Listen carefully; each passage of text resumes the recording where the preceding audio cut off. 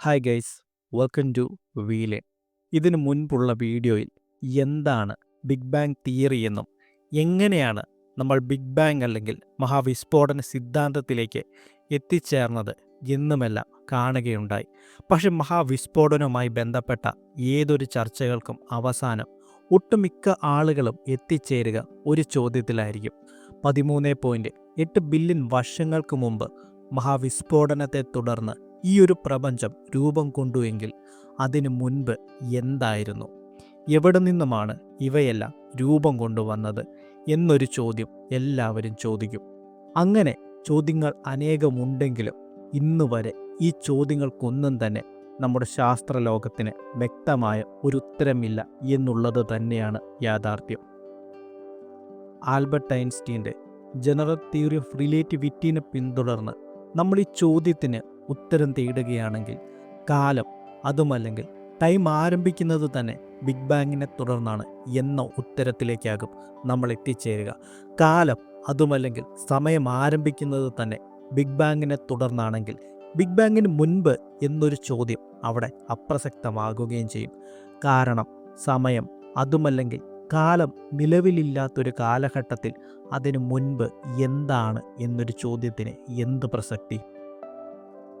ഇനി ക്വാണ്ടം ഫിസിക്സിനെ പിന്തുടർന്ന് ബിഗ് ബാങ്ങിന് മുൻപ് എന്തായിരുന്നു എന്ന ചോദ്യത്തിന് നമ്മൾ ഉത്തരം തേടുകയാണെങ്കിൽ ടൈമും സ്പേസും ഒന്നുമില്ലാതിരുന്ന ആ കാലഘട്ടത്തിൽ ക്വാണ്ടം സൂപ്പ് അഥവാ ക്വാണ്ടം ഫോം എന്നെല്ലാം വിളിക്കുന്ന പൂർണ്ണമായും ഊർജം മാത്രമായി നിലനിന്നിരുന്ന സിംഗുലാരിറ്റിക്ക് സമാനമായ ഒരു പോയിന്റിലേക്കാകും നമ്മൾ എത്തിച്ചേരുക.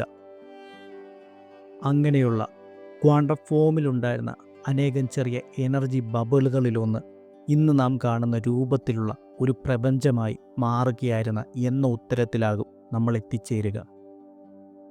എന്നാൽ മറ്റൊരു കൂട്ടം ശാസ്ത്രലോകം വിശ്വസിക്കുന്നത് നിരന്തരമായി രൂപം കൊള്ളുകയും നശിക്കുകയും ചെയ്യുന്ന ഒന്നാണ് നമ്മുടെ ഈ പ്രപഞ്ചമെന്നാണ്. ഇതിനെ നമ്മൾ തിയറി ഓഫ് സൈക്ലിക് യൂണിവേഴ്സ് എന്നും വിളിക്കുന്നു. ബിഗ് ബാങ്ങിനെ തുടർന്ന് നമ്മുടെ പ്രപഞ്ചം രൂപം കൊള്ളുകയും വികസിക്കുകയും ഒരു കാലഘട്ടത്തിൽ ഗുരുത്വാകർഷണത്തെ മറികടന്ന് വികസിക്കുവാനുള്ള ഊർജമില്ലാതെ വരികയും സന്തുലനം നഷ്ടപ്പെട്ട് കൊളാപ്സ് ആകുകയും എവിടെ നിന്നാരംഭിച്ചോ അവിടെ തന്നെ വീണ്ടും എത്തിച്ചേരുകയും ചെയ്യുന്നു. അങ്ങനെ ഒരിക്കലും അവസാനിക്കാത്ത ഒരു ലൂപ്പായി നിരന്തരം തുടർന്നു പോരുകയും ചെയ്യുന്നു എന്ന് ശാസ്ത്രലോകത്തിലെ ഒരു കൂട്ടം വിശ്വസിച്ചു പോരുന്നു. എന്നാൽ വേറെ ചിലർ വിശ്വസിക്കുന്നതാകട്ടെ അനേകം പ്രപഞ്ചങ്ങളിൽ ഒന്ന് മാത്രമാകാം നമ്മുടേതെന്നാണ്. നമ്മളെക്കാളും മുൻപ് മറ്റ് പ്രപഞ്ചങ്ങൾ രൂപം കൊണ്ടിരിക്കാമെന്നും അവയിൽ പലതും ഇന്ന് നിലനിന്നു പോകുന്നുണ്ടായിരിക്കാമെന്നും പക്ഷെ നമ്മൾ അവയെ തിരിച്ചറിയുന്നില്ല എന്നും വാദിക്കുന്നു മറ്റൊരു കൂട്ടം ശാസ്ത്രലോകം. അപ്പോഴും നമ്മുടെ ചോദ്യം പിന്നെയും ബാക്കിയായി വരും. ബിഗ് ബാങ്ങിന് അല്ലെങ്കിൽ മഹാവിസ്ഫോടനത്തിന് മുൻപെന്തായിരുന്നു? ചിലപ്പോൾ ഒന്നും തന്നെ ഉണ്ടായിരുന്നില്ലായിരിക്കാം, ചിലപ്പോൾ എല്ലാം ഉണ്ടായിരുന്നിരിക്കാം, ചിലപ്പോൾ നമുക്ക് ചിന്തിക്കുവാനും സാധിക്കാത്ത മറ്റെന്തോ ഒന്ന് ആയിരിക്കുകയും ചെയ്തിരിക്കാം. പക്ഷെ അപ്പോഴും ആ ഒരു ചോദ്യം അവിടെ ബാക്കിയായി തന്നെ വരും. അപ്പോൾ ഞാൻ ഈ ഒരു കൊച്ചു വീഡിയോ ഇവിടെ അവസാനിപ്പിക്കുകയാണ്. അതിനു മുമ്പ് നമ്മുടേത് വളരെ ചെറിയൊരു ചാനലാണ്. നിങ്ങളുടെയൊക്കെ സപ്പോർട്ട് ഉണ്ടെങ്കിൽ മാത്രമേ നമുക്ക് മുൻപോട്ട് പോകുവാനായി സാധിക്കുകയുള്ളൂ.